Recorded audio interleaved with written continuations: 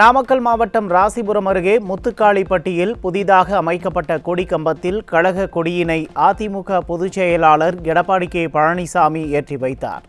பல்வேறு நிகழ்ச்சிகளில் பங்கேற்க வந்த கழக பொதுச் செயலாளருக்கு முன்னாள் அமைச்சர் தங்கமணி தலைமையில் உற்சாக வரவேற்பு.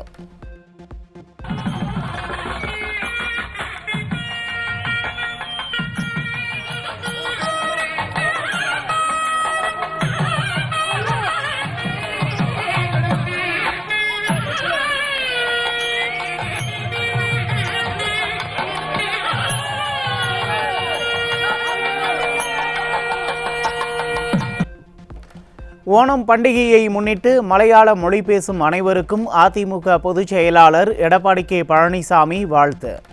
மகாபலி மன்னனை வரவேற்கும் நாளை திருநாளாக கொண்டாடும் மக்களுக்கு இதயங்கனிந்த வாழ்த்துக்கள். மதுரையில் 5வது உலகத்தமிழ் மாநாட்டின் போது அன்றைய அதிமுக அரசால் அமைக்கப்பட்ட நக்கீரர் தோரண வாயிலை இடிக்க கோரி தொடரப்பட்ட வழக்கில் தங்களையும் இணைத்துக் கொள்ள வேண்டும் என அதிமுக முன்னாள் அமைச்சர் ஆர்.பி. உதயகுமார் சார்பில் உயர்நீதிமன்ற மதுரை கிளையில் மனு.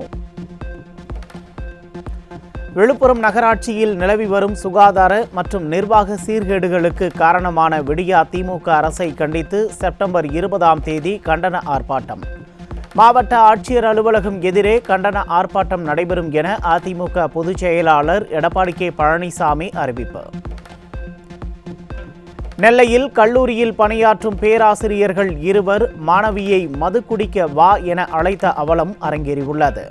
விடியா ஆட்சியில் பள்ளிக்கல்வி முதல் பட்டப்படிப்பு வரை பாதுகாப்பு இல்லாத சூழலில் பெண்கள் கல்வி கற்க வேண்டிய கொடூர நிலை. விடியா மாடல் ஆட்சியில் உயர்கல்வித்துறையில் மாணவிகளை மது அருந்த அழைக்கும் அவலம். திருநெல்வேலி தூய சவேரியா கல்லூரி 2 பேராசிரியர்கள் மாணவியை மது குடிக்க அழைத்த சம்பவத்தால் பெற்றோர் அதிர்ச்சி.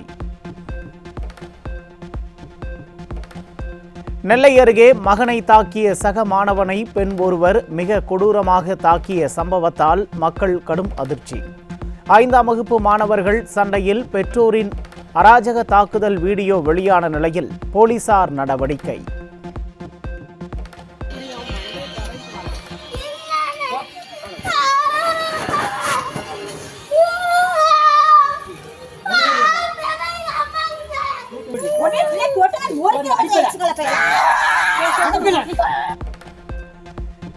திருவள்ளூர் மாவட்டம் சோழவரம் அருகே சரித்திர பதிவேடு குற்றவாளி வெட்டி கொலை.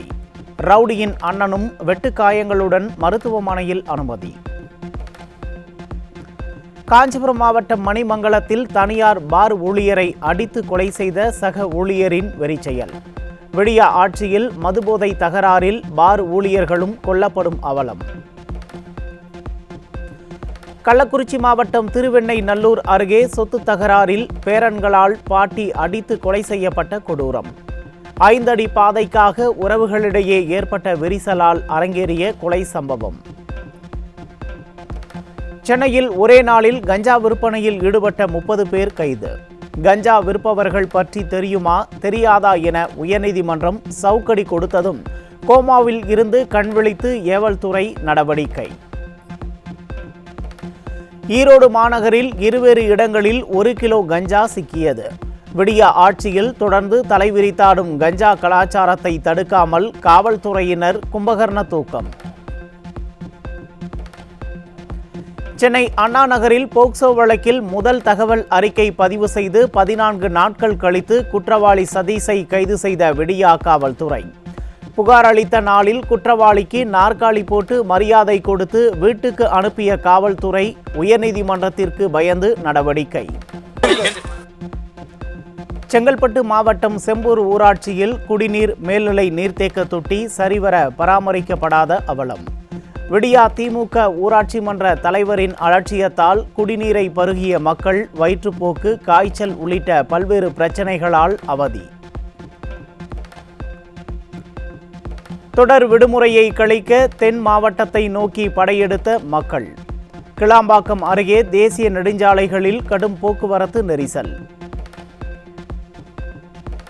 வடசென்னையில் கால்வாய்கள் மாசடைவதை தடுக்கும் விதமாக ட்ரோன்கள் மூலம் கண்காணிக்க உள்ளதாக விடியா மாநகராட்சி தகவல். ஏற்கனவே ட்ரோன் மூலம் கொசு ஒழித்து டெங்கு நோயை ஒழித்ததாக விளம்பரம் தேடியது போல் தற்போது அடுத்த விளம்பரமா என ரீல் மேயருக்கு மக்கள் கேள்வி. தமிழகத்தில் விடுமுறை தினத்தை முன்னிட்டு சொந்த ஊர் செல்பவர்களிடம் ஆம்னி பேருந்துகளை தொடர்ந்து அரசு விரைவு பேருந்துகளும் கட்டண கொள்ளை. அரசு விரைவு பேருந்துகளில் வார இறுதி நாட்களில் அல்ட்ரா டீலக்ஸ் கட்டணம் வசூலிக்கப்படுவதாக மக்கள் கடும் குற்றச்சாட்டு. சென்னை மெட்ரோ ரயில் 2ஆம் கட்ட திட்டத்துக்காக 21,000 கோடி ரூபாய் கடன் பெற்று தந்ததாக கூறிய மத்திய நிதியமைச்சர் நிதி வழங்கவில்லை என விடியா அரசு மறுக்கும் நிலையில் கபட நாடகம் ஆடுவது யார் என மக்கள் கேள்வி.